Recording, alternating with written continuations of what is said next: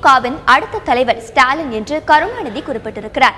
மிகப்பெரிய கட்சியை வழிநடத்தும் பொறுப்பில் ஸ்டாலின் இருக்கிறார். இது குறித்த ஒரு செய்தி தொகுப்பை தற்போது பார்க்கலாம். மு.க. ஸ்டாலின் முன்னாள் துணை முதலமைச்சர், இந்நாள் எதிர்க்கட்சி தலைவர்.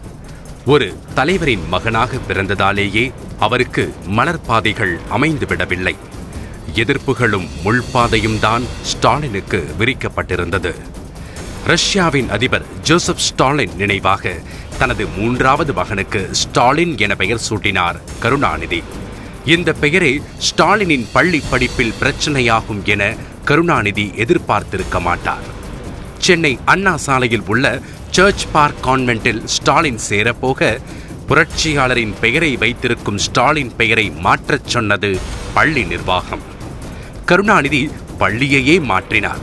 சேத்துப்பட்டில் உள்ள கிறிஸ்தவ கல்லூரி பள்ளியில் சேர்க்கப்பட்டார் ஸ்டாலின்.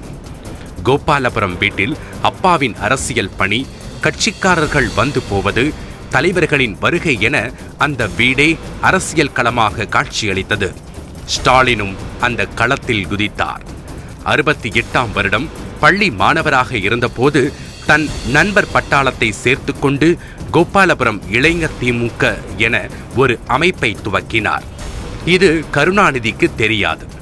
ஒரு முடி திருத்தும் கடையில் தான் ஆரம்பித்த அமைப்பை நடத்தி அந்த பகுதி மக்களுக்கான பொதுச் சேவை செய்ய ஆரம்பித்தார். இதை தொடர்ந்து செய்து கொண்டிருந்த ஸ்டாலின் அதையே அமைப்பு ரீதியாக பலப்படுத்தினார். 1980ஆம் ஆண்டு திருச்சியில் 7 பேர் ஒரு அமைப்பு குழுவாக இளைஞரணி உருவாக்கப்பட்டது. அதில் ஒரு உறுப்பினராக ஸ்டாலின் தேர்ந்தெடுக்கப்பட்டிருந்தார்.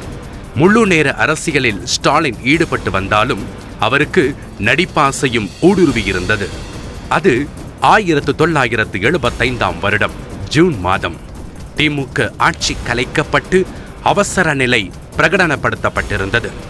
மிசா கைதுகளுக்கு மத்திய அரசு நேரம் குறிக்க ஆரம்பித்தது. திமுக ஆட்சி கலைக்கப்பட்ட மறுநாள் கோபாலபுரம் இல்லத்தில் கருணாநிதி இருந்தார். அந்த வீட்டில் பணியாற்றும் செயல்மணி கருணாநிதி அறைக்கு போனார்.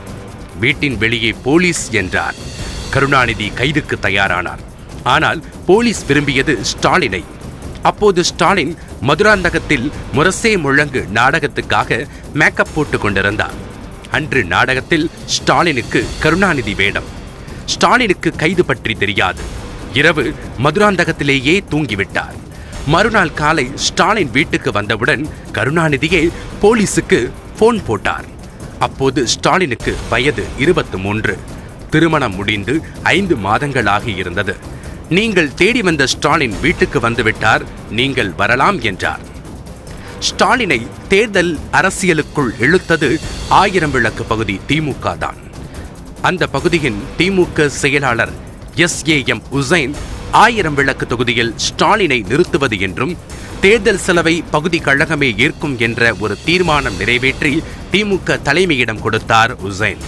ஸ்டாலின் வேண்டாம், நீதான் வேட்பாளர் என உசைனுக்கு உத்தரவிட்டார் கருணாநிதி.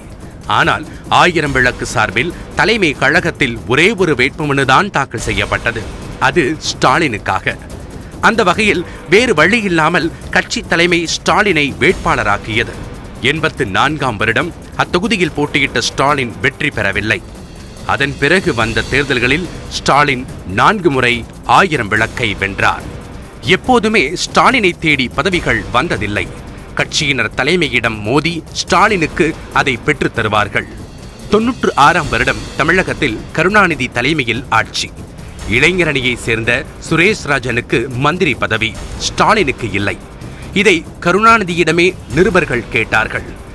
அமைச்சராக கூடிய எல்லா தகுதிகளும் ஸ்டாலினுக்கு இருக்கிறது.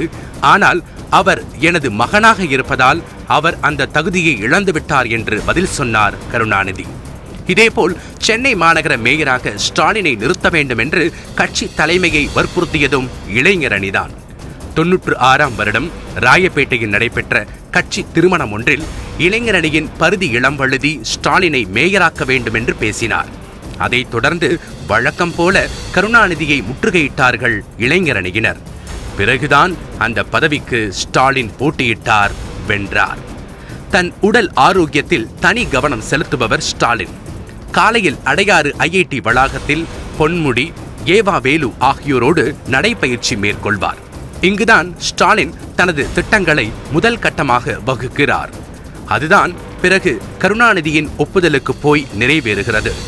சில சமயங்களில் அவசரம் என்றால் நடைபயிற்சி முடித்து நேராக திமுக தலைவர் கருணாநிதியை காண கோபாலபுரம் செல்வார் ஸ்டாலின். மற்றபடி ஆழ்வார்பேட்டை சித்தரஞ்சன் சாலை வீட்டில் இருந்தால் காலை சரியாக 8 மணிக்கு கட்சிக்காரர்களை சந்திக்க வீட்டிலேயே இருக்கும் அலுவலகத்துக்கு வந்து விடுவார். ஸ்டாலின் விரும்பி அருந்துவது இளநீர். வெளியூர்களுக்கு கார் பயணம் மேற்கொண்டால் அவரது காரில் இளநீரும் பயணிக்கும். வெளியூர் சுற்றுப்பயணம் ஒரு சில நாட்கள் என்றால் தனியாக செல்வார். 4 நாட்களுக்கு மேல் என்றால் மனைவி துர்காவோடு செல்வார். ஸ்டாலின் வெளியில் சாப்பிடுவது அவரது மனைவிக்கு பிடிக்காது. அவரே சமைத்து கொடுக்க விரும்புவார். வீட்டில் இருக்கும் போது தன் பேரன்களுடன் நேரத்தை செலவிடுவார் ஸ்டாலின். அவர்களுடன் விதவிதமாக புகைப்படங்கள் எடுத்துக்கொள்வது பிடிக்கும். கட்சி தொண்டர்கள் நினைத்தால் அதிகபட்சமாக 2 மணி நேரத்தில் ஸ்டாலினை சந்தித்து விடலாம்.